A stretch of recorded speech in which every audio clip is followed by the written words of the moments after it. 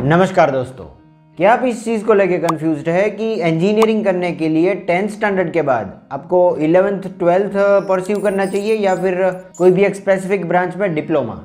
क्योंकि अगर ऐसा है तो you are at the right place. इस वीडियो को पूरा देखें क्योंकि आज के इस वीडियो में हम इन दोनों ही करियर ऑप्शंस के बारे में डिटेल में बात करने वाले हैं, जिसे देखने के बाद 100% आपका ये जो डाउट है वो क्लियर हो जाने वाला है कि इन दोनों में से आपको कौन सा करियर ऑप्शन जो है सिलेक्ट करना चाहिए बेस्ड ऑन योर रिक्वायरमेंट। तो सबसे पहले तो ये जान लीजिए कि आपके पास दो ऑप्शंस है। एक तो 10th स्टैंडर्ड के बाद 11th 12th साइंस ले करके उसमें अच्छे मार्क्स स्कोर करके फिर 4 साल जो है वो आप इंजीनियरिंग डिग्री कर सकते हैं। तो 11th 12th के 2 इयर्स और इंजीनियरिंग डिग्री के 4 इयर्स, टोटल हो गए 6 इयर्स। और दूसरा ऑप्शन आपके पास ये है कि आप 10th के बाद 3 इयर्स कोर्स ऑफ डिप्लोमा और उसके बाद अगर आप चाहो तो 3 इयर्स कोर्स ऑफ डिग्री कर सकते हो। तो 3 + 3 6, ये दोनों एक ही हुआ। मतलब कि ईयर्स अगर हम देखें तो दोनों का टाइम फ्रेम सेम ही है, 2 + 4 हो या फिर 3 + 3 हो। 11th 12th करके हमें फिर 4 साल डिग्री करनी है और 3 साल डिप्लोमा करके फिर 3 साल डिग्री करनी है। पहले ज़्यादातर क्या है कि लोग सिर्फ पहला ऑप्शन ही सिलेक्ट करते थे, यानी कि इंजीनियरिंग करने के लिए लोग जो है 11th 12th में साइंस में एक ग्रुप सिलेक्ट करके फिर उसमें अच्छे मार्क्स स्कोर करके कोई अच्छी इंजीनियरिंग कॉलेज में एडमिशन ले करके 4 साल अपनी डिग्री कंप्लीट करते हैं। But due to gradually increasing competition क्या सिचुएशन आ चुकी है कि ये जो 12th की एग्ज़ाम और JEE की एडमिशन बेस्ड कम्पिटिटिव एग्ज़ाम जो है उसमें बहुत कंपटीशन बढ़ गया है। इन कम्पिटिटिव एग्ज़ाम्स में स्कोर करना बेहद ज़रूरी हो गया है, जिसकी वजह से स्टूडेंट्स जो है कंटिन्यूसली स्ट्रेस में रहते हैं। तो इसीलिए इससे बेहतर ऑप्शन ये है कि अगर आप इंजीनियरिंग ही करना चाहते हो तो 10th के बाद आप ये 3 साल का डिप्लोमा ले सकते हो और उसके बाद में अगर आप चाहो तो 3 साल की डिग्री ले सकते हो। ये आसानी से कंप्लीट हो जाएगा। वैसे ये ऑप्शन पहले भी अवेलेबल था, but due to lack of unawareness क्या है कि लोग जो है वो पहला ऑप्शन ही सिलेक्ट कर रहे थे। सो अब क्या है कि धीरे धीरे करके लोग ऑप्शन बी में डाइवर्ट हो रहे हैं, डिप्लोमा ले रहे हैं, जो कि सही है मेरे हिसाब से। पर अभी भी कुछ स्टूडेंट्स होते हैं जो कि 10th स्टैंडर्ड के बाद अपनी ब्रांच के बारे में श्योर नहीं होते, इंजीनियरिंग की कौन सी डिसिप्लिन उनको सिलेक्ट करनी है वो उसके बारे में श्योर नहीं होते। तो पर्टिकुलरली इस केस में मैं सजेस्ट करूंगा 11th और 12th साइंस, क्योंकि इंजीनियरिंग में गलत ब्रांच सिलेक्ट करने से बेहतर है कि 2 साल ये और ले ले। तो चलिए अब हम बात करेंगे ये 10th स्टैंडर्ड के बाद इंजीनियरिंग डिप्लोमा करने के सभी बेनिफिट्स के बारे में। Advantages of pursuing diploma engineering over 11th 12th science. तो यहाँ पे हमारा सबसे पहला पॉइंट है focused learning path, skipping advance subjects. 11th और 12th के स्टूडेंट्स जो एडवांस लेवल के डीप में सब्जेक्ट स्टडी करते हैं वो क्या है कि कई बार आगे जा के फ्यूचर में उतने यूजफुल नहीं रहते। उनकी कोर ब्रांच जो सिलेक्ट करते हैं वो आगे जाके उसमें वो सब्जेक्ट्स आते ही नहीं है। पर अगर आप डिप्लोमा के साथ जाते हो तो आपकी कोर ब्रांच जो है वो पहले से सिलेक्ट हो जाती है और उसमें वही सब्जेक्ट्स पढ़ाए जाते हैं जो कि आगे जाके आपके फील्ड में यूज़फुल होने वाले हैं। ऐसा नहीं है कि हमें डिप्लोमा में कम पढ़ाई करनी है, पर यहाँ पे हम जो भी सब्जेक्ट्स जो भी स्ट्रीमलाइंड करिकुलम स्टडी करेंगे वो डेफिनेटली आपको फ्यूचर में यूज़फुल तो होने ही वाला है। तो ये सबसे सिग्निफिकेंट पॉइंट हम बोल सकते हैं why to choose diploma over 11th 12th science.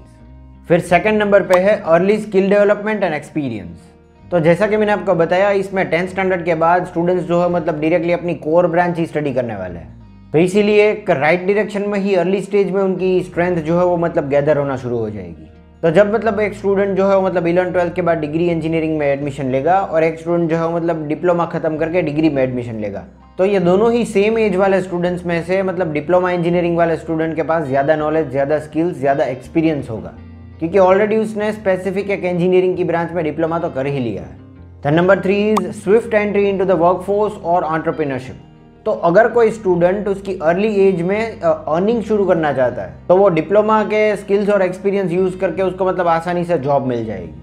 और सिमिलरली अगर कोई स्टूडेंट जो है अपना फैमिली बिजनेस ज्वाइन करना चाहता है या फिर खुद का स्टार्टअप करना चाहता है तो इन अर्ली एजेस में ही वो उनकी स्किल्स यूज़ करके ये स्टार्टअप जो है वो कर सकता है या फिर बिजनेस ज्वाइन कर सकता है, या फिर हम बोल सकते हैं कि ये खुद से एंटरप्रेन्योर बन सकता है।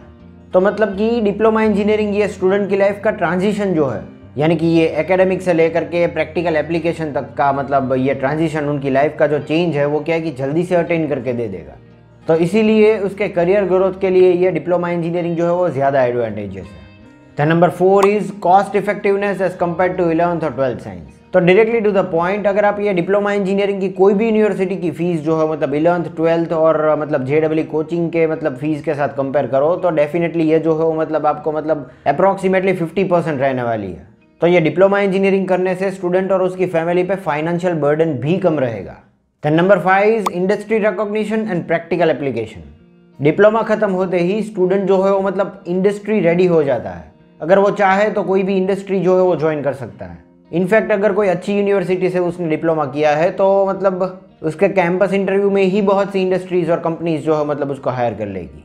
The number 6 is flexibility in degree pursuit.